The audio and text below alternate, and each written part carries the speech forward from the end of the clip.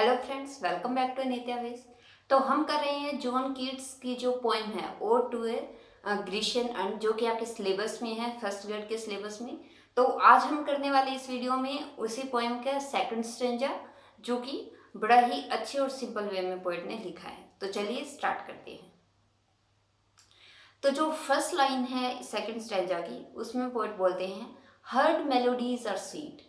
कहते हैं जो सुर या जो संगीत सुना हुआ होता है, मेलोडीज संगीत कह सकते हैं।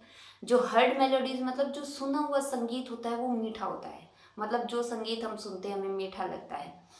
But those unheard are sweeter. लेकिन जो अनसुना संगीत है वो उससे भी ज़्यादा मीठा लगता है। मतलब मान लो कि कोई पिक्चर है। अब जब ये पोएट है जो अर्न के ऊपर जो पिक्चर्स बनी हुई हैं और उसके ऊपर जो एक बांसुरी बजा रहा है, एक व्यक्ति उसको देख रहा है। पोएट की एक लड़का बांसुरी बजा रहा है और उसे देख करके पोएट ये इमेजिन कर रहा है कि वो देख रहा है कि ये कोई फ्लूट बजा रहा है, कोई संगीत बजा रहा है, वाद्य यंत्र बज रहा है। लेकिन वो तो पिक्चर है, उसमें वो तो स्टिल है, उसमें ना कुछ सुनाई दे रहा है ना कुछ हम फील करवा रहे हैं। हम फील कर रहे हैं उस जो म्यूजिक है उसको पोइट फील कर रहा है। और पोइट कह रहा है कि जो संगीत सुना हुआ है वो तो स्वीट लगता है, सो मीठा लगता है। लेकिन जो अनसुना संगीत होता है वो उससे भी कहीं ज्यादा मीठा लगता है। देवफो ये सॉफ्ट पाइप्स प्ले ऑन, और इसीलिए कहता है कि जो ये सॉफ्ट पाइप्स मतलब जो बांसुरी बज रही है तुम बजाते रहो, तुम लगे रहो, क्योंकि वो पिक्चर है और वो कंटिन्यू वैसी ही रहेगी, वो बजाता रहेगा। पिक्चर में बजा रहा है वो बजाता रहेगा continue. Not to the sensual ear, but more endeared. Pipe to the splendities of Norton. अब यहाँ पे इन दो लाइनों के अंदर जो पोएट है वो कह रहा है कि तुम्हारा जो म्यूजिक है, वो जो पिक्चर में देख करके बोल रहा है कि ये म्यूजिक चाहे मेरे जो ईयर्स है, सेंसुअल जो ईयर्स है, वो चाहे इसे ना सुन सकें, इसे फील ना कर सकें, लेकिन जो मेरी जो सोल है वो इसे फील कर पा रही है। Pipe to the separate details of not on, और कहते हैं कि ये जो संगीत बज रहा है इसकी कोई टोन नहीं है, इसको सिर्फ मेरी आत्मा, मेरी सेपरेट ही महसूस कर सकती है, और इसकी कोई टोन नहीं है। और इसकी कोई टोन नहीं है इसलिए ये ज़्यादा स्वीटर लगता है क्योंकि ये अनसुना है। Fair youth beneath the trees thou canst not leave. अब कहते हैं फेयर यूथ मतलब यहाँ बोला गया है नौजवान, नौजवान लड़का लड़की के बारे में बात की गई है कि जो नौजवान सुंदर लड़के लड़की तुम बैठे हो बिनेथ द ट्री, पेड़ के नीचे जो तुम बैठे हो। दाउ कैनोस नॉट लीव, तुम यहाँ से छोड़ करके नहीं जा सकते। Thy song nor ever can these trees be bare, और कहते हैं कि तुम जो संगीत गा रहे हो वो तुम छोड़ नहीं सकते, उसे तुम बीच में नहीं छोड़ सकते, या जो संगीत तुम गा रहे हो उसे लगातार तुम्हें गाते रहना है, तुम उसे बदल नहीं सकते, तुम्हें वही संगीत दोबारा हमेशा के लिए गाते रहना है। And nor ever can those trees be bare, और कहते हैं कि और ना जो पेड़, जिस पेड़ के तुम नीचे बैठे हो, ना वो पेड़ कभी अपनी पत्तियां गिराएगा। Bold lovers never never canst thou kiss, और जो बोल्ड लवर्स मतलब प्यार करने वालों है, प्यार करने वालों।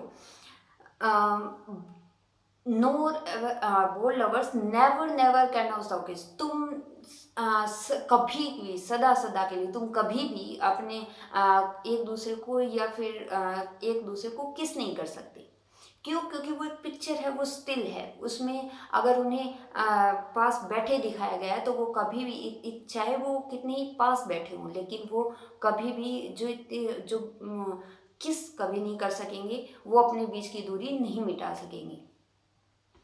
The winning near the goal yet do not grieve, और कहते हैं कि तुम जो ये बीच की जो दूरी है, जो डिस्टेंस है, उसे तुम उस अपने लक्ष्य तक कभी पहुंच नहीं पाओगे।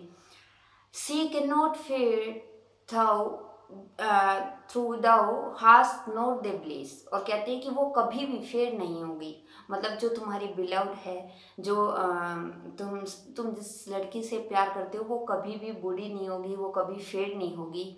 दाउ hast not thy bliss for ever wilt the love and she be fair, और कहते हैं कि तुम भी सदा उसे प्यार करते रहोगे और वो सदा ही सुंदर बनी रहेगी।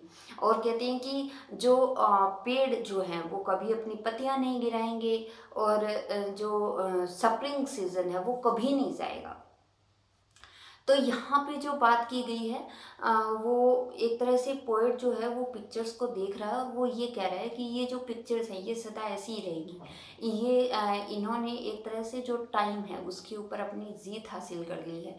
मतलब अब इनका टाइम कुछ नहीं बिगाड़ सकता, ये जैसे हैं वैसे ही सदा रहेंगे।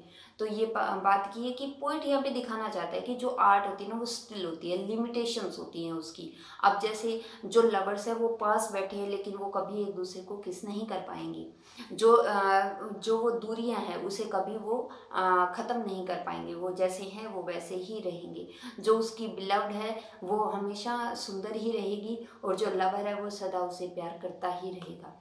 तो इस तरह से ये जो सेकंड स्टैंजा था उसके अंदर पोइट इस तरह से ये एक सुंदर एक्सप्लेनेशन देता है, जिसके अंदर वो कहता है कि हर्ड मेलोडीज आर स्वीट, की जो सुना हुआ संगीत होता है वो सुंदर होता है, मीठा होता है, लेकिन जो अनसुना संगीत होता है वो उससे भी कहीं ज़्यादा मीठा होता है, जिसे हमारी स्पिरिट या आत्मा महसूस कर सकती है और उसकी कोई टोन नहीं होती। तो ये सेकंड स्टैंजा था, होप सो आपको अच्छे से समझ आया होगा। तो मिलते हैं नेक्स्ट वीडियो में जिसके अंदर हम डिस्कस करेंगे इस पोएम का नेक्स्ट स्टैंजा।